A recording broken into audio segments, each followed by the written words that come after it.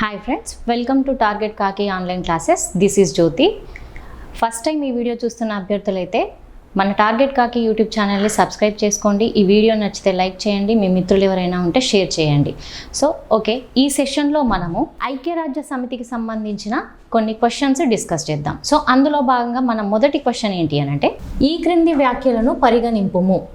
So option ఏ ఏంటి అని అంటే, ప్రతి సంవత్సరం అక్టోబర్ 24ను ఐక్యరాజ్య సమితి దినోత్సవంగా జరుపుకుంటాము. ఓకే. అండ్ ఆప్షన్ బి, ఐక్యరాజ్య సమితి మొదటి సమావేశం న్యూయార్క్లో జరిగింది. Okay. Option B. Option C వచ్చేసి, ఐక్యరాజ్య సమితి రాజ్యాంగంలోని ప్రవేశిక యొక్క ముసాయిదాను జాన్ క్రిస్టియన్ రచించారు. ఓకే. సో మరి ఏమని అడుగుతున్నాడు, పై వ్యాఖ్యలలో ఏవి సరైనవి అని అంటున్నాడు. ఓకే, మనకు ఆప్షన్ 1 ఏంటి, ABC correct, option 2 AB only correct, తర్వాత ఆప్షన్ 3 ఏసీ ఓన్లీ, ఆప్షన్ 4 వచ్చేసి బీసీ. ఓకే, సో ఈ క్వశ్చన్కి ఆన్సర్ తెలుసుకునే కంటే ముందుగా మనం ఐక్యరాజ్య సమితి గురించి కొంత బేసిక్ ఇన్ఫర్మేషన్ అనేది డిస్కస్ చేద్దాం.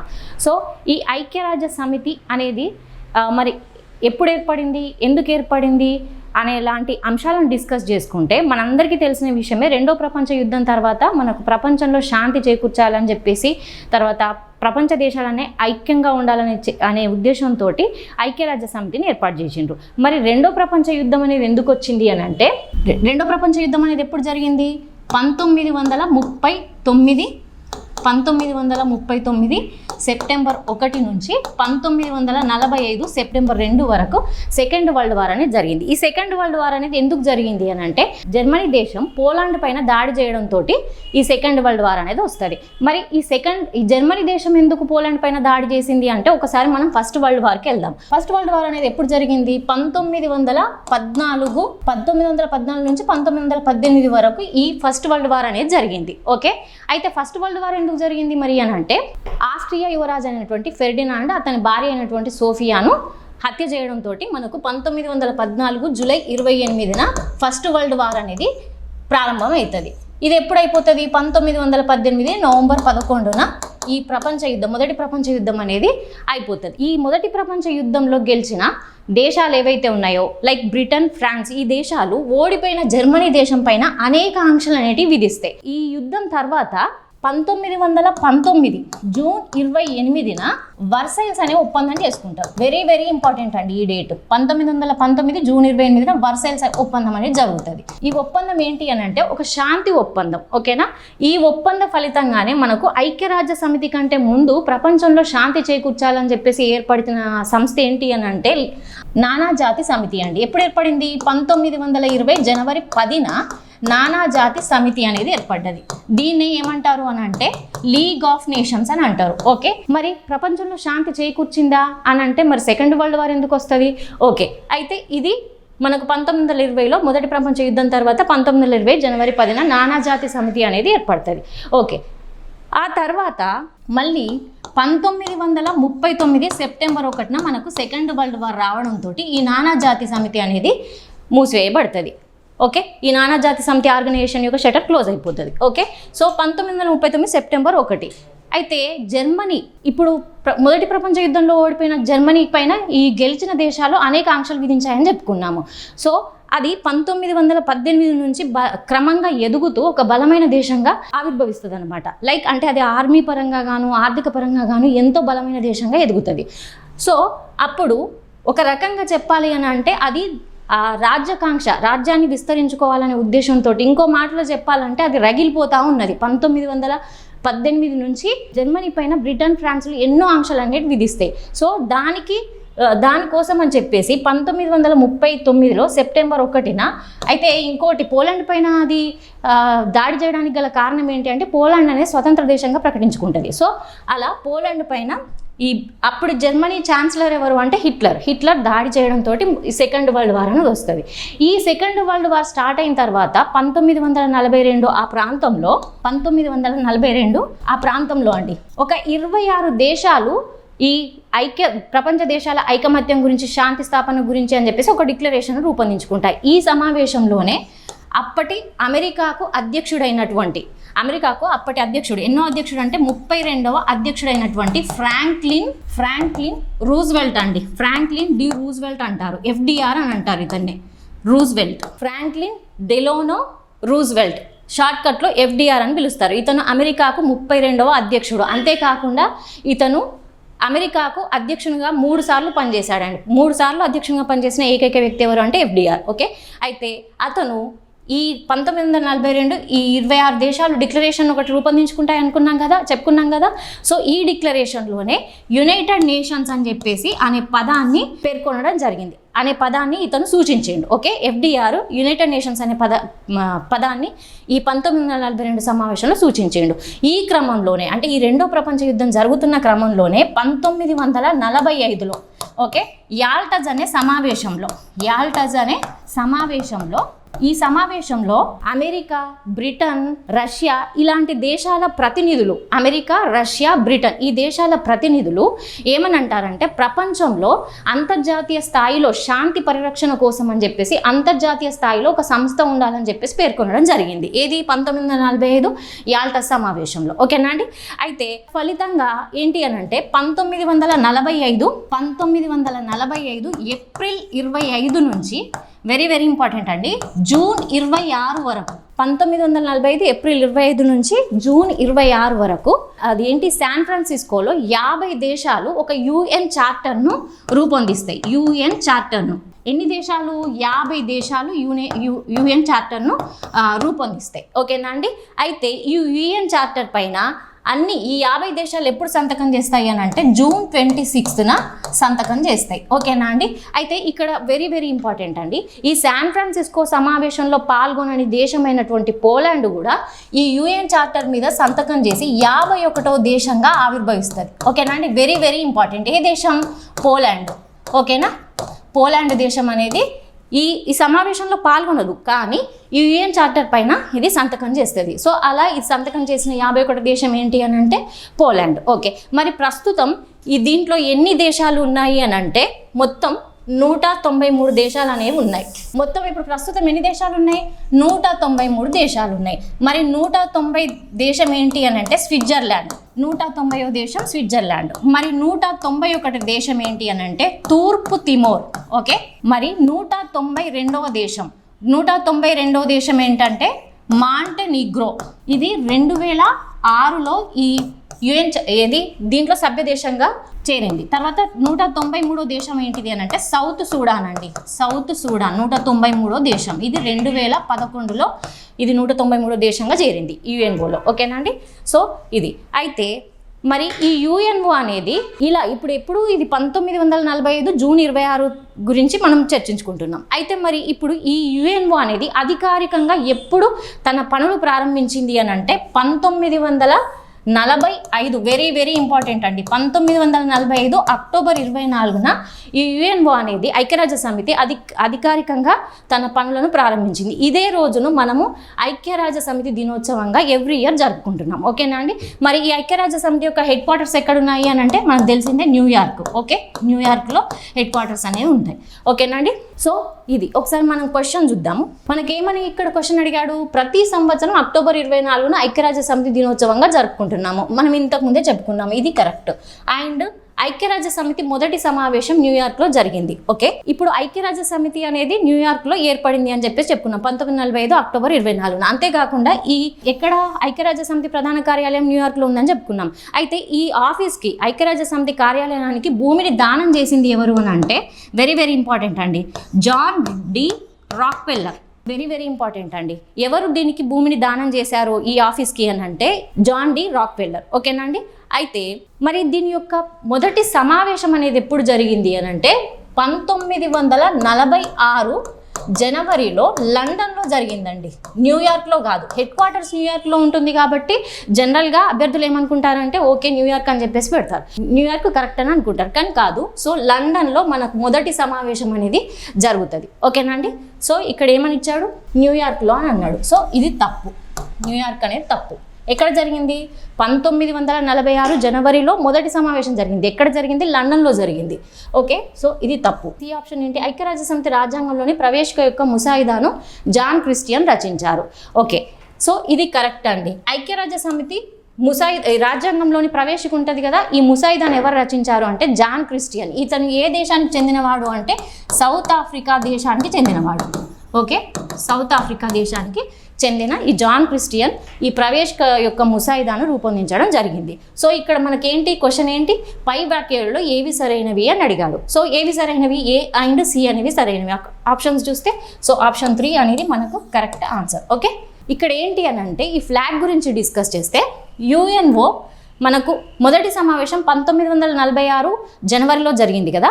1947 అక్టోబర్ 20న సాధారణ సభ, ఐక్యరాజ్య సమితి యొక్క సాధారణ సభ ఈ ఐక్యరాజ్య సమితి జెండాను ఆమోదించింది. ఓకేనా అండి, ఇది ఆమోదించడం జరిగింది. మరి ఈ జెండా అనేది, ఈ ఫ్లాగ్ ఏదైతే ఉంటుందో మీరు ఇమేజ్లో చూస్తున్నారు కదా, ఈ ఫ్లాగ్ అనేది దీని యొక్క మొత్తం పొడవు ఎంత అనంటే 3 మీటర్ల పొడవు, 2 మీటర్ల వెడల్పు ఉంటుందండి.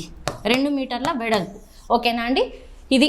సో దీంట్లో మనకు బ్యాక్గ్రౌండ్, ఆ జెండా ఏదైతే ఉంటుందో బ్యాక్గ్రౌండ్ అనేది బ్లూ కలర్లో ఉంటుంది, వైట్ కలర్లో సింబల్ ఉంటుంది. సో ఇదేంటి అని అంటే ఈ కొమ్మలు 2 ఉన్నాయి కదా, ఆలివ్ కొమ్మలు అని అంటారు. ఇవి దేనికి చిహ్నము అని అంటే, దేనికి సంకేతము అని అంటే, వెరీ వెరీ ఇంపార్టెంట్ అండి, శాంతికి సంకేతం. ఓకేనా అండి, వెరీ వెరీ ఇంపార్టెంట్ అది ఫ్లాగ్ గురించి. అండ్ మన నెక్స్ట్ క్వశ్చన్ వచ్చేసి ఐక్యరాజ్య సమితి అధికార భాషల్లో చివరగా చేర్చిన భాష ఏది అని చెప్పేసి క్వశ్చన్. సో మనకు ఆప్షన్స్ ఎలా ఉన్నాయో చూద్దాం. Option 1 Chinese, option 2 French, option 3 Russian, option 4 Arabic. ఐక్యరాజ్య సమితికి అధికారికంగా 6 భాషలు ఉంటాయి. సో ఆ భాషలు ఏంటో ఒకసారి చూద్దాం.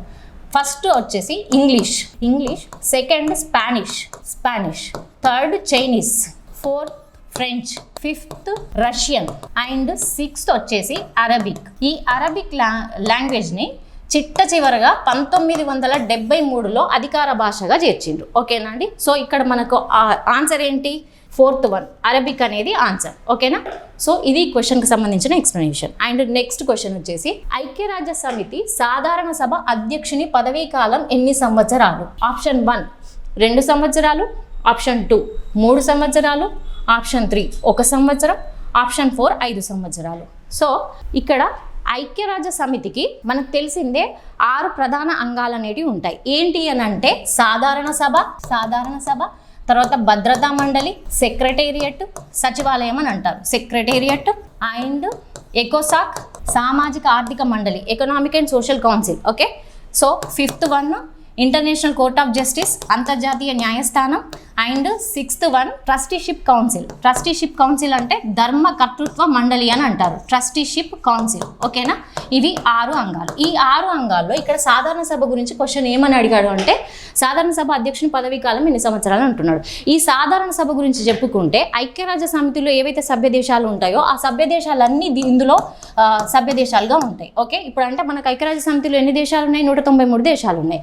సో ఇందులో కూడా అవే సభ్య దేశాలు అనేవి ఉంటాయి. అయితే ఈ సాధారణ సభ అధ్యక్షుని పదవీ కాలం అనేది ఎన్ని సంవత్సరాలు ఉంటుంది అని అంటే 1 సంవత్సరం ఉంటుంది. సహజంగానైతే ఈ సాధారణ సభ సంవత్సరానికి ఒక్కసారైనా సమావేశం కావాలి. ఓకే, అయితే ఆ సమావేశానికి అధ్యక్షుని పదవీ కాలం అనేది అధ్యక్షుడే కాదు ఉపాధ్యక్షుని పదవీ కాలం కూడా 1 సంవత్సరమే అండి. సో ఇక్కడ మనకు ఆన్సర్ ఏంటి, 1 సంవత్సరం అనేది ఆన్సర్. ఓకేనా, సో ఇది ఈ క్వశ్చన్కి సంబంధించిన ఎక్స్ప్లెనేషన్. అండ్ నెక్స్ట్ క్వశ్చన్ వచ్చేసి ఈ క్రింది వ్యాఖ్యలను పరిగణింపుము. ఆప్షన్ ఏ భద్రతా మండలికి 1988లో నోబెల్ శాంతి పురస్కారం అనేది వచ్చింది. ఓకే, ఆప్షన్ బి భద్రతా మండలిలో భారతదేశం మొత్తం 7 సార్లు తాత్కాలిక దేశంగా ఎన్నికైంది.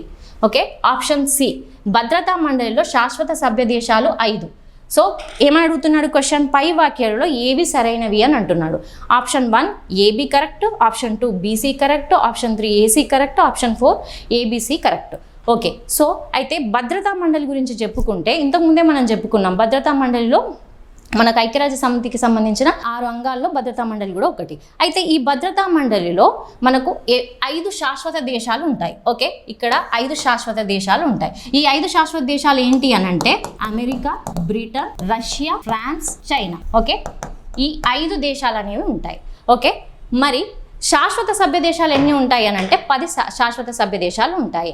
ఈ శాశ్వత సభ్య దేశాలను సాధారణ సభ ప్రతి 2 ఏళ్ల కాలానికి 2/3 వంతు మెజారిటీ తోటి, ఇది సాధారణ సభ 2/3 వంతు మెజారిటీ తోటి తాత్కాలిక సభ్య దేశాలను ఎన్నుకోవడం జరుగుతుంది. ఓకేనా అండి, అయితే అలా మన భారతదేశం మరి తాత్కాలిక సభ్య దేశంగా ఎన్నిసార్లు ఎన్నికైంది అని అంటే మొత్తం 8 సార్లు అండి. 8 సార్లు ఎన్నికైతుంది. ఎప్పుడెప్పుడు అని అంటే 1951, 1967, 1972, 1977, 1984, 1991, 2011, 2021, 22. సో మొత్తం 8 సార్లు ఇక్కడ మన భారతదేశం అనేది తాత్కాలిక సభ్య దేశంగా ఎన్నికైంది. అయితే ఇదే భద్రతా మండలికి 1988లో నోబెల్ శాంతి పురస్కారం అనేది వచ్చింది. నోబెల్ శాంతి పురస్కారానికి సంబంధించిన క్వశ్చన్స్ కూడా నేను ఆల్రెడీ చెప్పడం జరిగింది. సో నోబెల్ శాంతి పురస్కారం మనకు నోబెల్ పురస్కారాలు 6 రంగాల్లో ఇస్తారని చెప్పుకున్నాం. 6 రంగాల్లో ఎక్సెప్ట్ శాంతి రంగం మిగిలిన 5 రంగాల్లో వ్యక్తులకు ఇస్తారు. ఓన్లీ వ్యక్తులకే ఇస్తారు. ఓకే, కానీ శాంతి పురస్కారం మాత్రం వ్యక్తులకు ఇస్తారు, సంస్థలకు ఇస్తారు. సో ఇప్పుడు మనకు ఈ 1988లో నోబెల్ శాంతి పురస్కారం భద్రతా మండలికి వచ్చింది. ఓకే, సో మనకి ఇక్కడ క్వశ్చన్ ఏంటి, ఏవి కరెక్ట్ అని చెప్పేసి అడిగాడు. సో ఏ కరెక్ట్ అండ్ మొత్తం 7 సార్లు అని అన్నాడు. భారతదేశం తాత్కాలిక సభ్య దేశంగా ఎన్ని సార్లు అని అన్నాడు, 7 సార్లు. సో తప్పు. సో ఇది రాంగ్. అండ్ సి ఆప్షన్ వచ్చేసి భద్రతా మండలి శాశ్వత సభ్య దేశాలు 5. సో అవేంటో మనం చెప్పుకున్నాం. సో ఇప్పుడు ఇక్కడ ఆన్సర్ ఏంటి, ఏసీ ఎక్కడ ఉంది, ఆప్షన్ 3 అనేది మనకు ఆన్సర్. ఓకే, సో ఇది ఈ క్వశ్చన్కి సంబంధించిన ఎక్స్ప్లెనేషన్. అండ్ మన నెక్స్ట్ క్వశ్చన్ వచ్చేసి జతపరుచుము. ఆప్షన్ ఏ అంటే ఇవి కంట్రీస్ అండ్ క్యాపిటల్స్. ఇప్పుడు రష్యా ఉక్రెయిన్ వార్ అనేది జరుగుతున్న నేపథ్యంలో ఈ కంట్రీస్ అండ్ క్యాపిటల్స్ కొన్ని ఇక్కడ మీకు ఇవ్వడం జరిగింది. సో ఆప్షన్ ఏ ఉక్రెయిన్, తర్వాత option B Azerbaijan, option C Tajikistan, option D Armenia. Capitals వచ్చేసి Dushanbe, Yerevan, Baku, Kyiv, Minsk. So మనకు ఆప్షన్ 1 ఏంటి అంటే A4, B3, C2, D1 అని చెప్పేసి ఆప్షన్స్ ఉన్నాయి. సో ఇవి క్వశ్చన్కి తర్వాత ఆన్సర్ తెలుసుకునే కంటే ముందుగా మనం ఒకసారి యుఎస్ఎస్ఆర్ గురించి డిస్కస్ చేద్దాం. అయితే రష్యా 1917లో రష్యాలో కమ్యూనిస్ట్ విప్లవం అనేది వస్తుంది. అంతేకాకుండా 1911 నుంచి 1920 వరకు రష్యాలో అంతర్యుద్ధం అనేది జరుగుతుంది. దీని తర్వాత ఏది కమ్యూనిస్ట్ విప్లవం అంతర్యుద్ధం తర్వాత 1922లో ఈ రష్యాలో 15 రిపబ్లిక్లు కలిసి ఏంటి అనంటే యుఎస్ఎస్ఆర్గా ఆవిర్భవిస్తాయి. యుఎస్ఎస్ఆర్ అంటే union Soviet of socialist republics. మళ్ళీ రిపీట్ చేస్తున్నానండి, union Soviet of socialist republics. ఓకేనా అండి. సో 15 రిపబ్లిక్స్ కలిసి 1922లో. ఓకేనా. అయితే ఈ క్రమంలో 1929 వెరీ వెరీ ఇంపార్టెంట్ అండి. 1929 అనగానే ప్రపంచంలో ఆర్థిక మాంద్యం సంభవించిన సంవత్సరం ఏది అని అంటే 1929 చెప్తారు. ప్రపంచ దేశాలు మొత్తం ఆర్థికంగా చిన్న భిన్నమై మొత్తం ఆర్థిక వ్యవస్థ అనేది చితికిపోతుంది. అయితే ఒక్క దేశం తప్ప. ఆ ఒక్క దేశం ఏంటి అని అంటే రష్యా. అంటే ప్రణాళికబద్ధమైన ఆర్థిక వ్యవస్థతోటి ముందుకు పురోగమిస్తూ ఉన్నది. ఓకే, సో అది ఆర్థిక మాంద్యానికి గురి అవ్వదు. ఏది యుఎస్ఎస్ఆర్. అయితే ఈ క్రమంలో ఈ కమ్యూనిస్ట్ విప్లవం అనేది యూరోప్ దేశాలకు కూడా విస్తరించింది. క్రమంగా ఈ యుఎస్ఎస్ఆర్ అనేది 1945 అంటే ఏది రెండో ప్రపంచ యుద్ధం అంతానికల్లా అయిపోయే వరకల్లా ఈ యుఎస్ఎస్ఆర్ అనేది ఒక అమెరికాతో సమానంగా ఒక అగ్రదేశంగా బలమైన దేశంగా ఆవిర్భవిస్తుంది. అయితే ఇది ఈ యుఎస్ఎస్ఆర్ అమెరికాతోటి రక్షణ తర్వాత అంతరిక్ష రంగాల్లో పోటీ పడేసరికి ఆర్థికంగా చితికిపోతుంది. దాంతో 15 రిపబ్లిక్స్ కాస్త ముక్కలు చెక్కలయ్యి 1991లో మొత్తం విడిపోవడం జరుగుతుంది. ఓకేనా. సో ఆ విడిపోయిన రిపబ్లిక్స్ ఏంటి అని అంటే ఇక్కడ మనం కొన్ని చూస్తున్నాం కదా. So like Tajikistan, Uzbekistan, Kyrgyzstan, Armenia, Azerbaijan, Latvia, Lithuania ఇలాంటి కొన్ని రిపబ్లిక్స్ అనేవి విడిపోయినాయి. మొత్తం 15 రిపబ్లిక్స్గా విడిపోతాయి. సో ఇక్కడ ఏంటి అని అంటే మనకు కొన్ని రిపబ్లిక్స్ వాటి యొక్క రాజధానులు. ఓకే, ఇవి దేశాలు అండ్ రాజధానులు. సో మనం చూద్దాం ఉక్రెయిన్ రాజధాని ఏంటి. ఇప్పుడు రష్యా ఉక్రెయిన్ వార్ నేపథ్యంలో మనం దీని రాజధాని గురించి తరచూ వింటూనే ఉంటున్నాం న్యూస్ పేపర్లో. ఓకే, సో అయితే ఉక్రెయిన్ రాజధాని ఏంటి మనకు కీవ్. ఓకే, సో ఏకి 4 ఎక్కడుంది, ఈ 2 ఆప్షన్స్లో ఉంది. సో మరి అజర్బైజాన్ రాజధాని ఏంటి బాకు B3 రెండిట్లలో ఉంది. అండ్ తజకిస్తాన్ క్యాపిటల్ వచ్చేసి దుషాంబే. ఆర్మేనియా రాజధాని వచ్చేసి మనకు ఎరవాన్. సో ఇది ఆన్సర్. అండ్ మిన్స్క్ ఏ దేశానికి రాజధాని అంటే బెలారస్. ఓకే, బెలారస్ రాజధాని ఏంటి అంటే మిన్స్క్. ఓకే, సో ఇక్కడ ఆన్సర్ ఏంటి మనకు A4 B3 C1 D2. Okay, ఇది ఆప్షన్ 3 అనేది మనకు ఆన్సర్. ఇవ్వండి ఈరోజు question and answers explanation. Next వీడియోలో మరికొన్ని క్వశ్చన్స్ని ఎక్స్ప్లెయిన్ చేసుకుందాం. ఓకే, థ్యాంక్ యూ అండి.